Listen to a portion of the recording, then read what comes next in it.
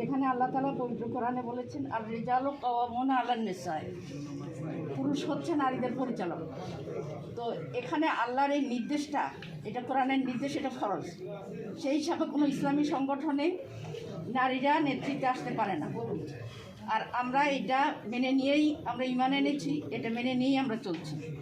সুতরাং শীর্ষ পদে নারী আসাটা গুরুত্বপূর্ণ না, গুরুত্বপূর্ণ হলো নারীর অধিকার আদায় হচ্ছে কিনা।